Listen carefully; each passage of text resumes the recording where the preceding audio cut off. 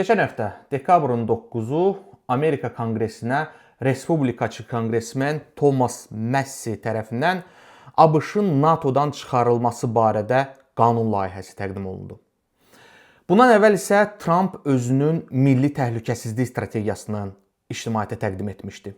Ekspertlər bu sənədin adını artıq Danro doktrinası qoyublar. Bu iki hadisənin bütün dünya üçün əhəmiyyətini nəzərə alaraq bundan sonra gələcək bir neçə videonu ABŞ tarixinə həsr edəcəm.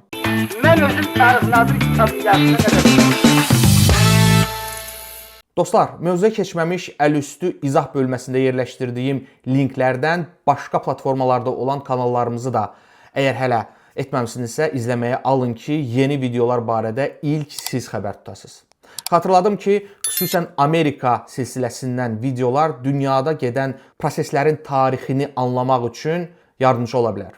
Təşəkkür edirəm. İndi isə qaydaq mövzuya. Gəlin elə Danro doktrinasından başlayaq. Danro bir söz oyunudur və təqdim olunduğu gündən sonra gələn 78 il ərzində ABŞ-ın strateji kursunu təyin etmiş məşhur Monroe doktrininə göndərmədir. Monroe doktrini 1823-cü ildə ABŞ-ın 5-ci prezidenti James Monroe tərəfindən tərtib və təqdim olunmuşdu. Amma gəlin əvvəlcə o zamanın siyasi mənzərəsini anlamaq üçün Avropa və Amerika qitələrində mövcud siyasi vəziyyətə nəzər salaq. Avropada müttəfiq imperiyaların koalisiyası olan Müqəddəs İttifaq Napoleonu 7-ci cəhddən nəhayət ki məğlub etmiş və onun tərəfindən devrilmiş monarxiyaları bərpa etməyə başlamışdı. Fransada hakimiyyətə yenidən Burbonlardan olan boynu vurulmuş 16-cı Ludovikin qardaşı 18-ci Ludovik gətirilmişdi. İspaniyada isə İspan Burbonlarından olan 7-ci Ferdinand taxta çıxarılmışdı. Hakimiyyətini yenicə bərqərar etmiş İspaniya kralı Ferdinand ortaya sərt mövqe qoymaq qərarına gəlir. Napoleon zamanı ləğv edilmiş inkvizisiyanı bərpa edir və elə yenə də Napoleonun işğalı dövründə Cənubi Amerikadakı müstəmləkələrində İspaniyanın itirilmiş nüfuzunu yenidən dirçəltmək fikrinə düşür. Bəri başdan deyim ki, Ferdinand müəllimin hər iki təşəbbüsü nəticədə iflasa uğrayacaqdı. Bu məqsədlə İspaniya kralı Rusiya, Avstriya və Prusiyanın qatıldığı Napoleona qalib gəlmiş Müqəddəs İttifaqa yardım üçün müraciət edir. İndi isə gəlin yeni dünyaya, yəni Amerika qitəsinə qayıdaq və oradakı vəziyyətə baxaq. Amerikada bizi 50 ilə yaxındır ki, dövlətçiliyini qazanmış tarixin ilk respublikası, qitədə öz üstünlüyünü təsdiq etməkdə olan ABŞ qarşılayır. Onu da deyim ki, yayğın fikirlərin əksinə olaraq formaca olmasa da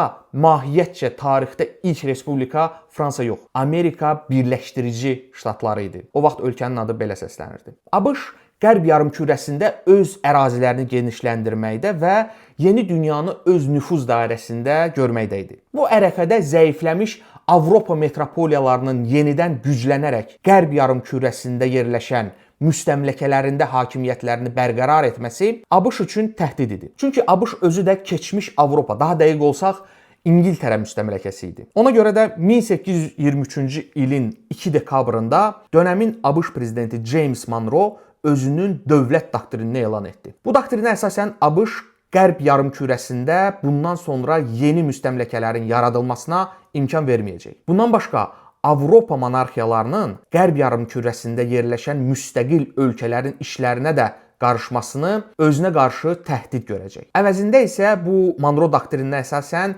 Amerikada öz növbəsində Avropada gedən münaqişələrə qarışmayacaq. Qısası bu dünyanın tamamilə müstəqil iki yarımkürəyə bölünməsinin bəyanı idi. Ümumi hərbi siyasi, həmçinin coğrafi amilləri nəzərə alan Avropa monarxiyaları ABŞ-ın bu demarşını nəzərə aldılar və beləliklə İspaniyanın Amerika qitəsindəki ağalıq xülyaları həmişəlik tarixin səhifələrinə dəfn edildi. İspaniya bir daha heç vaxt yeni dünyada söz sahibi olmayacaqdı. Eyni zamanda bu doktrin ABŞ-ın da Qərb yarımkürəsində qapanması və Avropa ilə əsasən iqtisadi münasibətlərlə əlaqə quracağını tənzimləyirdi. Yalnız bundan 78 il sonra 1901-ci ildə hakimiyyətə gəlmiş super xarizmatik ABŞ prezidenti Theodore Roosevelt bu doktrini daha geniş təfsir edərək ABŞ-ın öz nüfuzunu əgər ehtiyac olarsa daha geniş ərazilərə yayılacağının mümkünlüyünü bəyan edir. Əsas kimi isə onu göstərir ki, bəli, biz başqa ölkələrin işlərinə qarışmırıq. Amma əgər o ölkələr